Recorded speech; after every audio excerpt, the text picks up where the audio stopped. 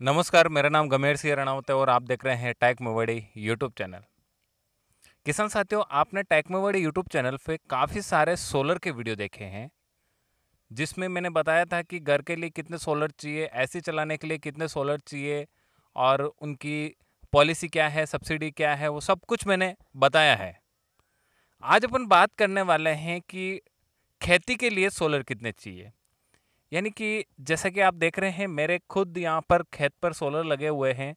मैं सब कुछ लाइव जो मैंने देखा है वो बताऊंगा। मैं कहीं से पढ़कर और कहीं से सुनकर वो मैं नहीं बताऊंगा। आज कंप्लीट पूरा ये बताऊंगा। और सबसे ज़्यादा सवाल रहता है कि 1 HP, 3 HP, 5 HP और 7.5 HP, ये अगर सबमर्सिबल मोटर चलानी है तो कितना खर्चा आता है और फिर कितनी प्लेटें लगेगी, क्या उसमें इन्वर्टर लगेगा, क्या उसमें बैटरी लगेगा या फिर और कोई डिवाइस लगेगा।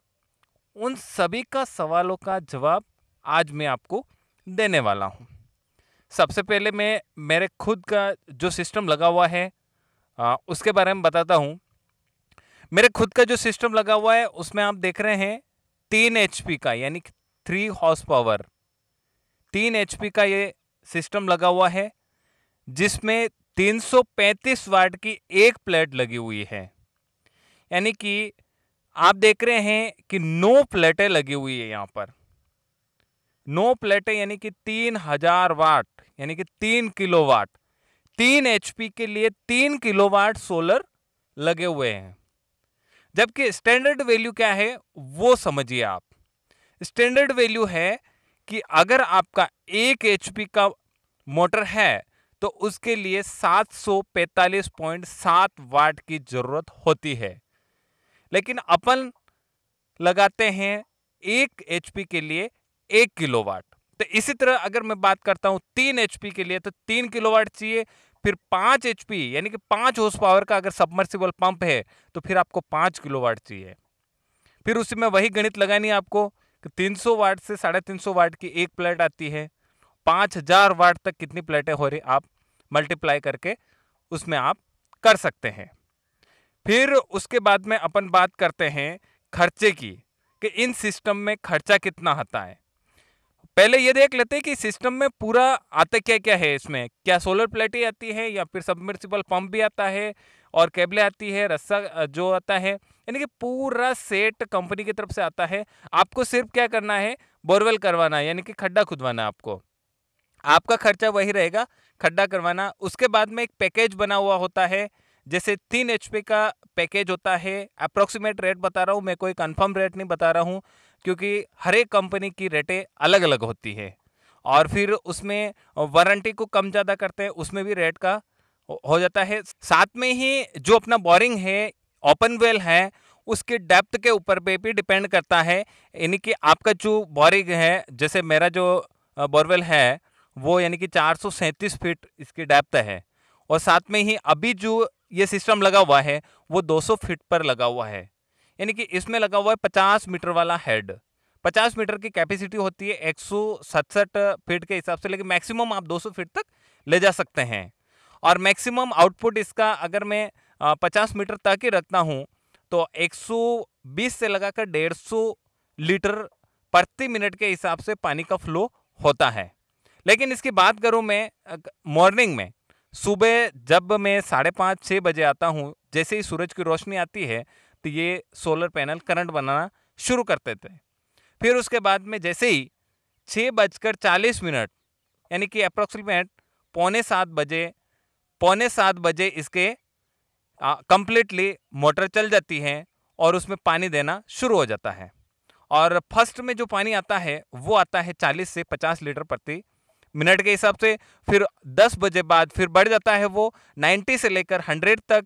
और फिर 12 बजे लगभग 110 से लेकर 150 तक, यानी कि 150 लीटर प्रति मिनट के हिसाब से। फिर आगे जाके 3 बजे बाद फिर उतार दे देता है ये पानी, वो चला जाता है 70 से फिर जाता है 40 और लास्ट में 30-35 में लगभग, यानी कि 6:05 हो जाते हैं और मोटर बंद हो जाती है। ये सेम सिस्टम आपके 5 हॉर्स पावर में भी होने वाला है, 7.5 हॉर्स पावर में भी होने वाला है। आप ये मत सोचिए कि सुबह से लेकर शाम तक एक जैसा पानी आएगा। पानी का फ्लो कम ज्यादा होता रहेगा, लेकिन पूरे दिन पानी आएगा। अब आप सोच रहे होंगे यार पानी कम आ रहा है तो फिर हम कनेक्शन ही ले लें, लेकिन आप कनेक्शन ले रहे हैं तो उसमें बिल भरना पड़ेगा। बिल भरने के साथ साथ लाइट की कटौती काफी ज्यादा होगी। इसलिए सोलर सिस्टम काफी अच्छा है, रिन्यूएबल है। और साथ में अब बात कर लेते हैं अपन, क्या सब्सिडी का भी प्रावधान है क्या इसमें? अलग अलग स्टेट में अलग अलग सब्सिडी का प्रावधान है, लेकिन किसी को मिला है, किसी को नहीं मिला है, बहुत ही कम मिलता है।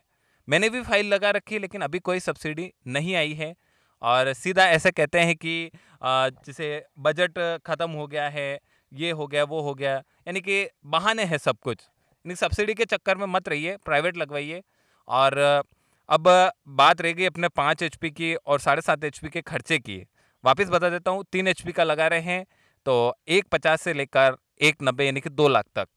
फिर अगर अपन 5 में जा रहे हैं तो 240 से लेकर 3 तक। उसमें मैं वेरिएंट ये बता रहा हूँ कि जैसे मान लीजिए आपका ओपन वेल है तो उसमें 260 तक भी हो जाएगा आपका, क्योंकि ओपन वेल 40 से 50 फीट होगा। और अगर अपना बोरवेल है, ज़्यादा डेप्थ है, तो जो पाइप है, रस्सा, केबल वगैरह जो सब कुछ कंपनी का, तो उसका रेट थोड़ी सी बढ़ जाती है। तो इसलिए वो लगभग अपने 3 तक लग जाता है। अगर 7.5 की बात करता हूँ मैं, तो 3.5 से लेकर 4 तक इसकी वेरिएंट रहता है। इस तरह आप अपने खेतों पर सोलर लगा सकते हैं। और दूसरा कंफ्यूजन ये था कि साथ में क्या बैटरी लगती है, क्या इन्वर्टर लगता है? नहीं, ना तो कोई बैटरी लगती है, ना कोई इन्वर्टर लगता है। तो चलता कैसे है? आपका जो सबमर्सिबल पंप है वो डीसी है, डायरेक्ट करंट वाला है, और चलता है वो सीधा लाइव। अब जैसे ही करंट बन रहा है सोलर से, और सोलर से करंट बनेगा, साथ में एक कंट्रोलर लगेगा, एक छोटा सा डिवाइस लगेगा, कंट्रोलर। जैसे मेरे ये शक्ति का सबमर्सिबल पंप है जिसमें मोबाइल स्टार्टर लगा हुआ है, जो मैं डायरेक्टली कहीं पर भी रह के मैं हैंडल कर सकता हूँ। तो इस तरह आप भी लगा सकते हैं, मोबाइल स्टार्टर लगा सकते हैं, नॉर्मल स्टार्टर भी लगा सकते हैं आप। और भी अगर कोई भी सवाल रहा हो आपके मन में, तो आप कमेंट करके मुझे पूछे, तो मैं आपको उसका जवाब वीडियो के थ्रू दूंगा।